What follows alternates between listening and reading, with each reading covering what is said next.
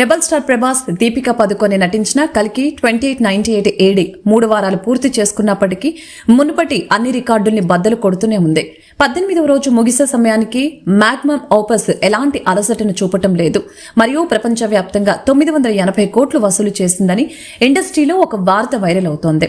దీని మొత్తం భారతదేశ నికర కలెక్షన్లు 563.7 కోట్లు. సందీప్ రెడ్డి వంగ దర్శకత్వం వహించిన రణబీర్ కపూర్ యొక్క మెగా బ్లాక్ బస్టర్ యానిమల్ ని అధిగమించి టాప్ 5 అతిపెద్ద నెట్ వసూళ్ల జాబితాలోకి ప్రవేశించింది. సైన్స్ ఫిక్షన్ ఇతిహాసం 3వ శనివారం ఆదివారం దాదాపు 140% జంపుతో 19 కోట్ల నికర వసూళ్లు రాబట్టింది. దీనితో సినిమా మొత్తం నికర వసూళ్లు యానిమల్ కంటే దాదాపు 564 కోట్ల నికర వసూళ్లు సాధించింది. ఈ సైన్స్ ఫిక్షన్ బ్లాక్ బస్టర్ 3వ శుక్రవారం ప్రపంచవ్యాప్తంగా 1000 కోట్ల మార్కును అధిగమించిందని ట్రేడ్ అనాలిసిస్ట్ రమేష్ బాలా తెలిపారు.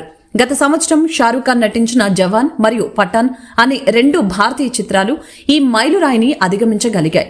నాగ్ అశ్విన్ దర్శకత్వం వహించిన ఈ చిత్రం భారతదేశంలో మరియు ఓవర్సీస్ లో పొందుతున్న సానుకూలత కారణంగా అన్ని బజ్లను ఆస్వాదిస్తోంది. అన్ని వెర్షన్లో హిందీ వెర్షన్ మరియు తెలుగు వెర్షన్ జులై 13న అనూహ్యంగా జంప్ చేసి దాని మొత్తం గ్లోబల్ కలెక్షన్లను పెంచాయి.